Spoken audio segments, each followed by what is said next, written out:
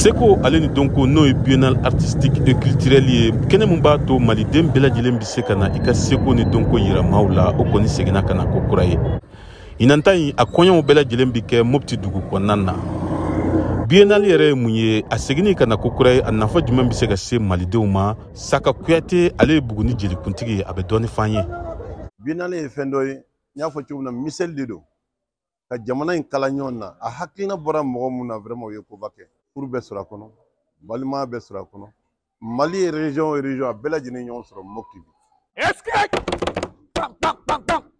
kitari ya dai wa an ta dɔ dɛ tɔfo y'an ta de ala walasa n'i y'a jateminɛ sifilakaw olu de ka ca nin biennale in na dɔw yɛrɛ sen fɔlɔ do ka se Mopti dugu kɔnɔna na i n'a fɔ Nɛnɛ Tarawele b'a ɲɛfɔ an ye cogo min na. Nin ye ne siɲɛ fɔlɔ ye biennale la nin ye ne siɲɛ fɔlɔ fana ye ka se Mopti.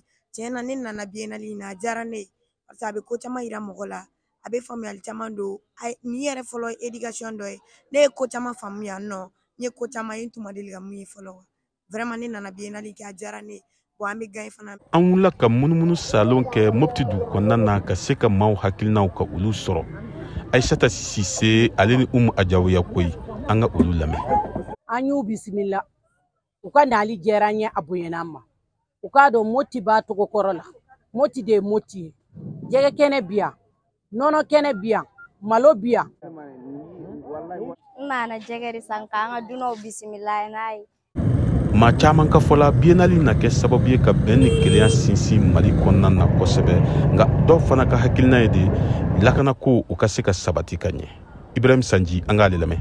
Biennale a nali kɔni yan a diyara n ye mais priorité wɛrɛw tun bɛ yen sécurité in renforcer kosɛbɛ pour que région denmisɛnninw bɛɛ bɛ se ka baara kɛ. O la sa tile 10 in kɔnɔna na Mali marabolo 19 ka fara Bamako district kan olu de kan ka u sanga ni ɲɔgɔn ye seko ni donko fan fɛ. An ka munumunu kɔnɔna na an taara dɔw sɔrɔ olu b'u ka labɛn labanw na. Musa Sanogo an k'ale lamɛn. Vraiment an nana hɛrɛ la an sera hɛrɛ la an ye répétition fana daminɛ. A baaraw bɛɛ lajɛlen ninnu bɛna don bi alamisa nɛgɛ ɲɛ 16 waati président Assimi Goïta fɛ.